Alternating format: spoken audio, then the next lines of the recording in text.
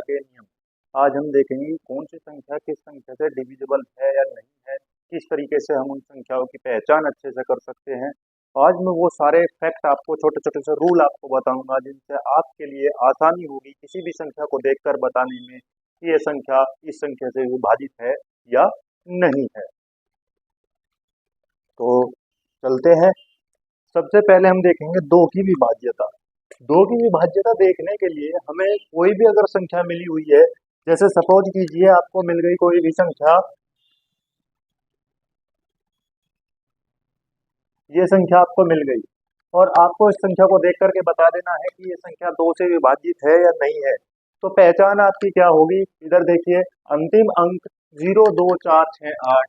यदि किसी संख्या का अंतिम अंक, लास्ट डिजिट, इकाई का अंक, यूनिट नंबर जो है, अगर उसका 2 होगा, 4 होगा, 6 होगा, 8 होगा या 0 होगा तो वो संख्या 2 से विभाजित होगी।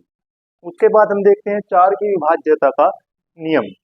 अब हम इसमें भी यही देखेंगे कि अंतिम दो अंक, दो की विभाज्यता में हमने केवल एक अंक देखा था, लेकिन 4 की विभाज्यता में हम अंतिम दो अंकों को देखेंगे कि अंतिम दो अंक जो है वो 4 से विभाजित है या नहीं है। यहाँ देखिए, 4 एकन 4, एक बच गया, हो गया 12, 4 तिया 12, तो ये संख्या 4 से भी विभाजित है। अब उसके बाद हम देखेंगे अंतिम तीन अंकों को, कि किसी भी संख्या के अंतिम तीन अंक यदि 8 से पूर्ण रूप से विभाजित हो जाए तो वो संख्या 8 से विभाजित होगी, कोई भी संख्या चाहे आपके सामने हो। जैसे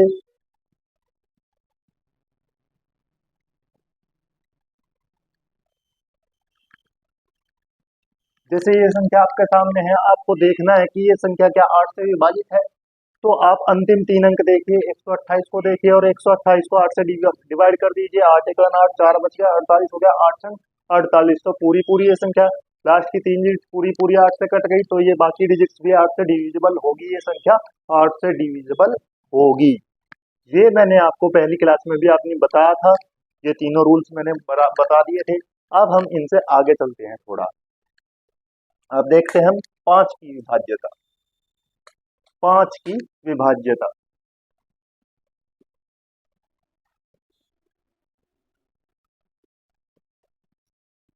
कोई भी संख्या 5 से तभी डिवाइड होगी जब जब अंतिम अंक जब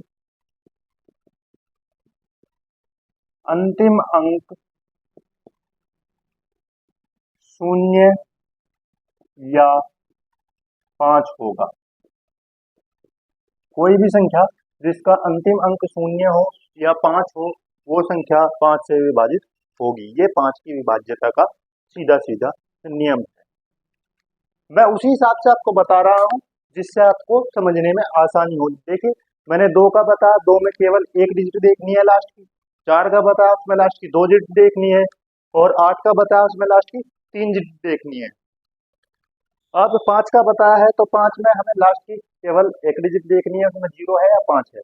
अब मैं बताता हूँ आपको 25 की विभाज्यता। 25 की विभाज्यता, 25 की विभाज्यता, अंतिम दो अंक, अंतिम दो अंक, ध्यान पूर्वक देखना, अंतिम दो अंक या तो डबल जीरो हो, अंतिम दो अंक या तो डबल जीरो हो, या 25 से विभाजित हो, 25 से विभाजित हो।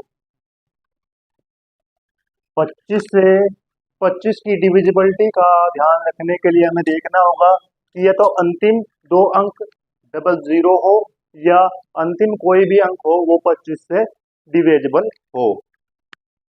क्लियर। अब देखेंगे हम 3 की विभाज्यता। अब हम 3 की विभाज्यता देखेंगे।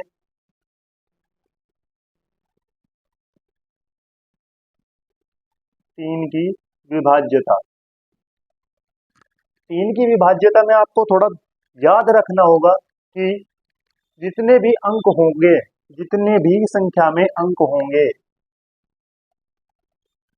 संख्या के अंकों का योग, अंकों का योग, संख्या के अंकों का योग 3 से विभाजित हो, 3 से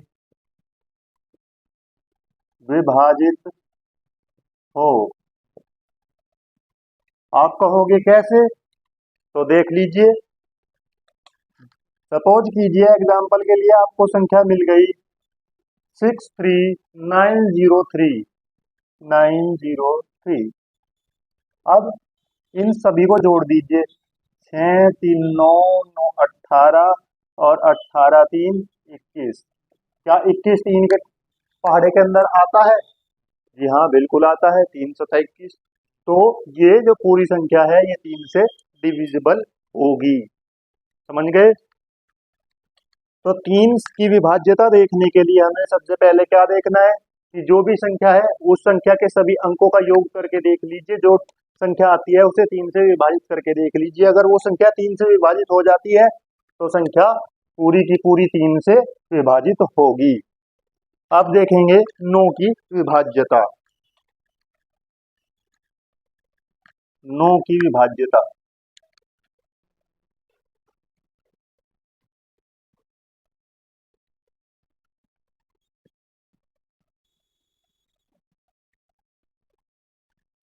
सिंपल सा है, जैसे 3 का था ऐसे ही 9 का है। अंकों का योग,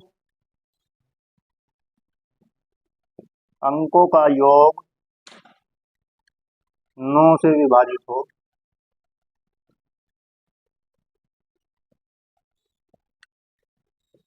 अंकों का योग 9 से विभाजित हो। आप कहोगे कैसे? तो देख लीजिए।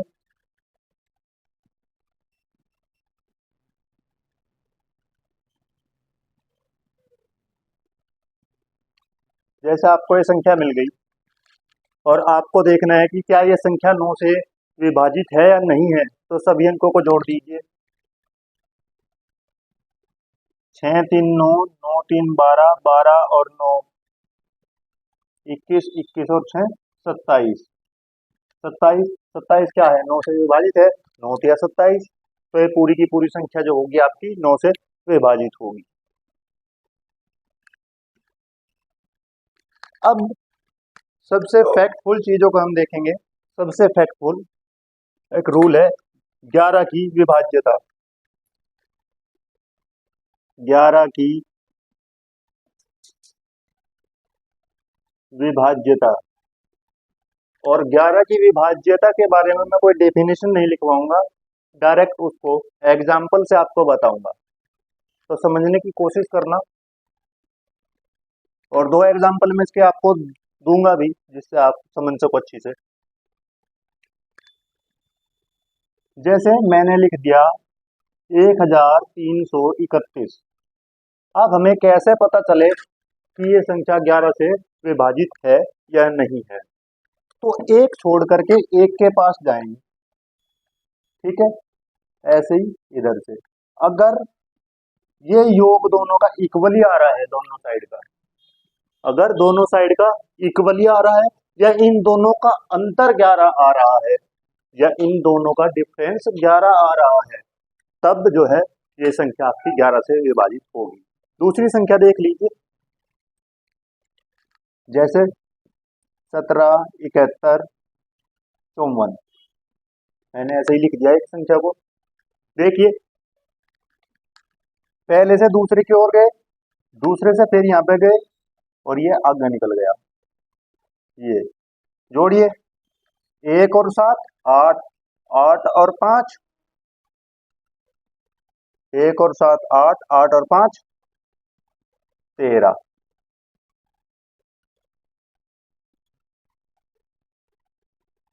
ये कितना हो गया? 7 और 1 8, 8 और 4 12, 12। क्या ये डिविजिबल होगी? क्या ये डिविजिबल होगी? जी नहीं होगी। अगर अगर ऐसी कंडीशन आपको मिल जाए जिसमें दोनों साइड इक्वल ना आए, और अंतर अगर हम इन दोनों का देखें तो एक आया है, अगर यहाँ पे अंतर 11 भी आ जाता तब भी ये संख्या 11 से आपकी डिवाइड हो जाती, तब भी ये संख्या आपकी 11 से डिवाइड हो जाती। मैं एक दूसरा एग्जांपल लेकर के आपको बता रहा हूं।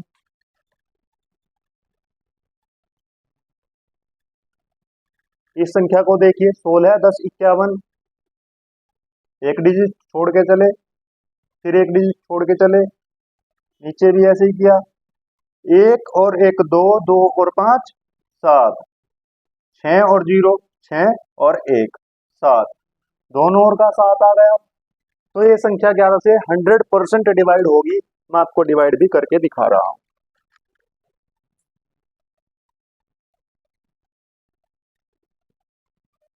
11 एकम 11, 5 बच गया, 51 हो गया, 11 चौक 44, 7 बच गया, 70 हो गया, 11 छिक 66, 4 बच गया, 45 हो गया, 11 चौक 44, 1 बच गया, और 11 एकम 11, पूरी पूरी विभाजित हो गई ना। तो वो तरीका है आपका बहुत बड़ा, आप डिवाइड करके ही देखोगे तब आपको पता चलेगा कि संख्या विभाजित है या नहीं है। और ये एक छोटा सा फैक्ट है कि एक को छोड़ करके दूसरी को जोड़ते रहो, एक को छोड़ करके दूसरी को जोड़ते रहो, ऐसे ही ऊपर से ऐसे ही नीचे से, अगर दोनों साइड की इक्वल आ जाए तो संख्या क्या होगी, तो संख्या क्या होगी, 11 से विभाजित होगी। अब देख लेते हैं 6 की विभाज्यता।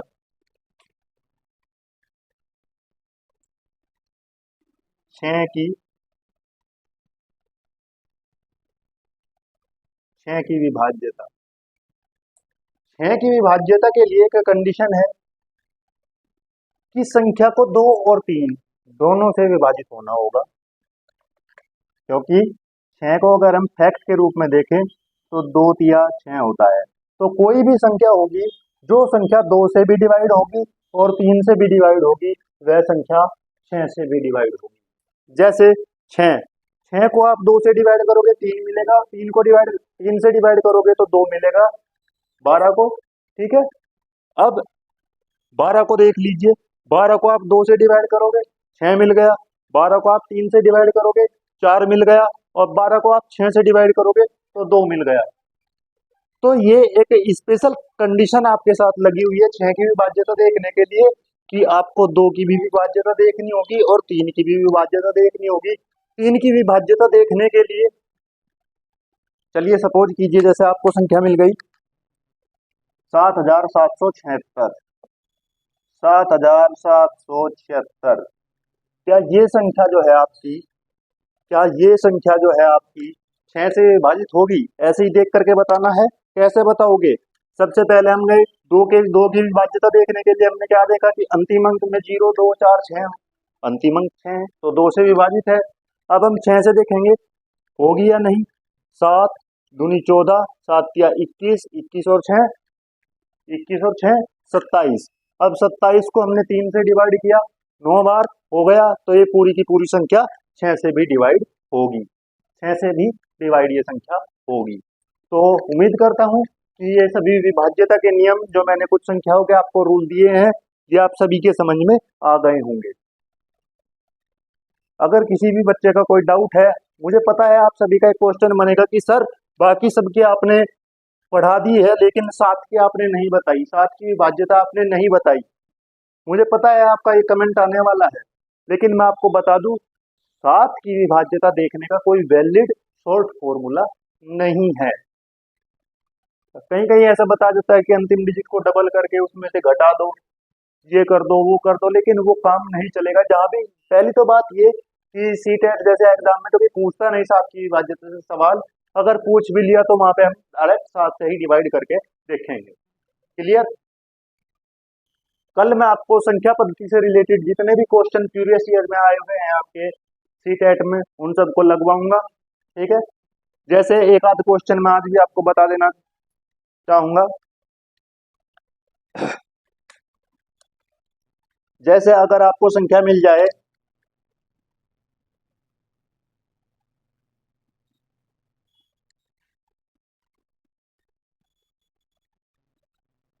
इस तरीके से आपको संख्या मिल जाए और पूछ ले कि यहाँ पे y का मान क्या होगा, यहाँ पे y का मान क्या होगा, इस तरीके से आपसे सवाल पूछा जाएगा कि y का मान क्या होगा। ठीक है, इस तरीके को क्वेश्चन मिलेंगे आपको देखने के लिए। जिस जिस बच्चे को इसका आंसर पता होगा वो आज कमेंट बॉक्स में आंसर जरूर करके जाएं। ठीक है, कमेंट बॉक्स में इसका आंसर करेंगे कि y की वैल्यू यहाँ पे क्या होगी। और इसी के साथ मैं आज का सेशन अपना समाप्त करूंगा। Best of luck and thank you.